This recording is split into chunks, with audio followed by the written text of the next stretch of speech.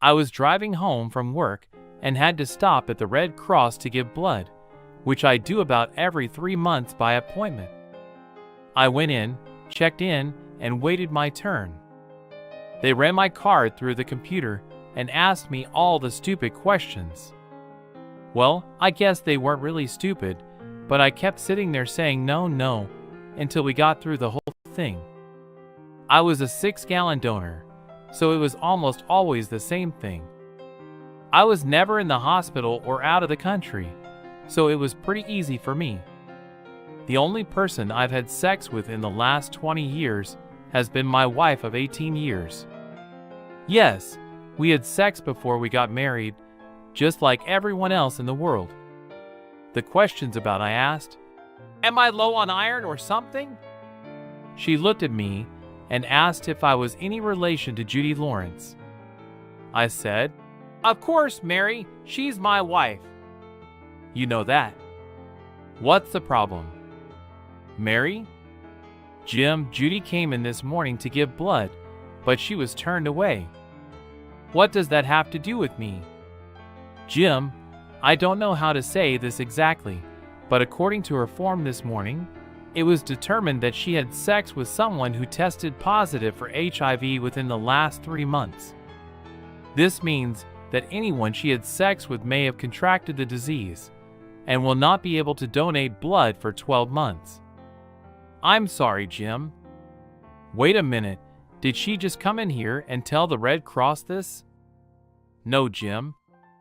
When someone goes to a doctor or hospital and is found to be a carrier of the virus, they are asked to give the names of people they've had sex with in the last year.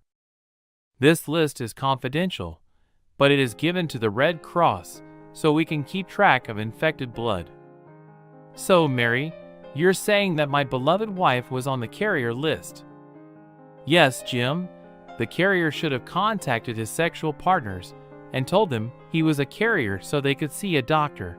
But according to your wife's profile, she was never notified. Who is this carrier who says he had sex with my wife? Mary, I'm sorry, Jim. I can't tell you because you didn't have sex with this person. You are the second contact, and you need to find out from your wife. I'm sorry, Jim. I can't tell you. I hope you understand, just as I can't mention your name to anyone else. Mary, we've been friends for a long time, and I'm not going to insist. But what are the chances of me getting infected? Jim, the chances of you not being infected are very high because this was a second exposure, and I shouldn't be telling you this, but your wife said you were using protection, so that's in your favor too. I thanked Mary and went home.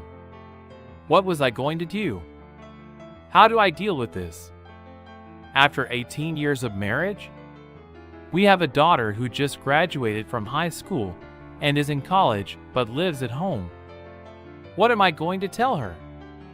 I always thought we had a good marriage. We had sex or lovemaking on a regular basis. In fact, we just did it last week. God, I was all over her body that night. Now I may regret that it was our special night.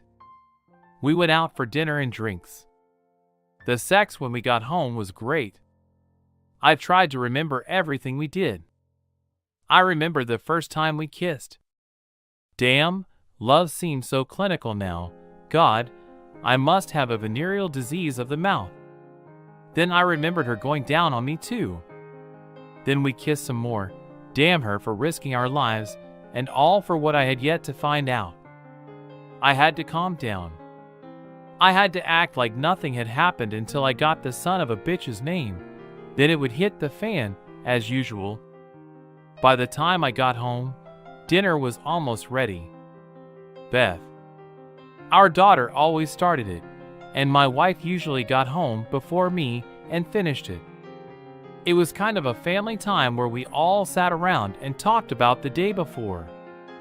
We probably ate together at least 4 days a week. Today might be one of those days. We sat down to eat, and Beth started talking about her first few weeks at college. She was so excited and talked the whole meal. Then she said that a friend was picking her up and they were going to load the dishwasher for her. She really was a good kid. I couldn't help but be proud of her. As soon as Beth left, my attitude changed. I looked at Judy and asked her how her day had been. She replied that it had been a normal day without mentioning anything about giving blood or even trying to give blood. I looked her right in the eye and said, "Judy, would you say that the most important thing in a marriage is trust and honesty?" She looked at me strangely and asked, "What's this about?" "Jim, why are you asking me such a question?" "Just answer the question and I'll explain later." I said, "Okay, I'll play along." "Yes, I believe that marriage is built on trust and honesty." She replied that I wanted this to be almost like a game. I didn't want her to try to second-guess me. So I told her that today at work one of the members of our group that always has lunch together asked a question. Do we feel that our wives or husbands lie to us about important things? Not little white lies, but really important things? Most responded that they believed their spouses would tell them the truth. Judy asked me what my answer was. I told her.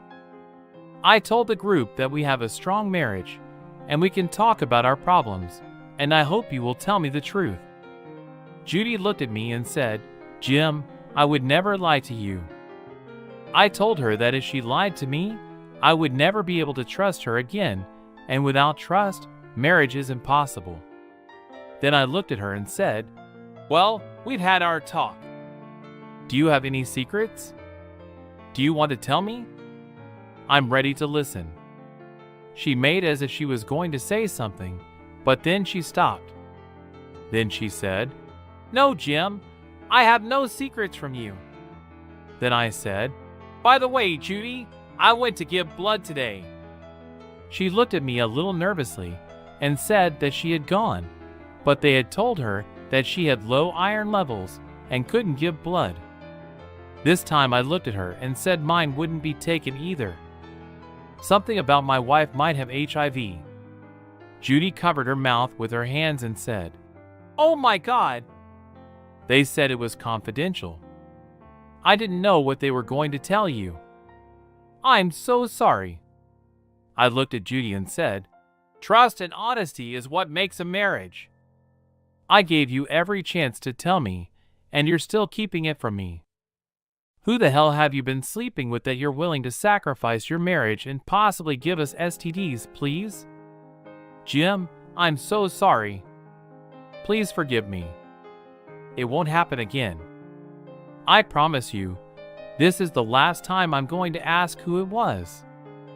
I will go to your office and ask every son of a bitch if you don't tell me." Judy cried and begged me to forgive her. Then she said it was one of Bob Hawkins' salesmen at work. She said he had just come to the neighborhood and would only be here for a few months for training, and then he would move.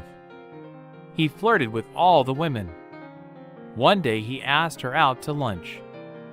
She didn't know why, but he kept hitting on her, flirting with her, and finally she gave in. She decided it would be a one-time thing. She explained that he was leaving at the end of the month, that his temporary stay here was coming to an end.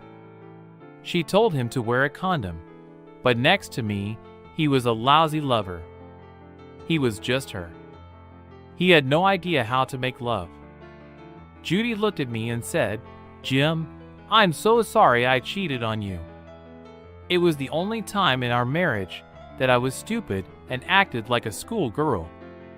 I was driving home from work and had to stop at the Red Cross to give blood, which I do about every 3 months by appointment. I went in,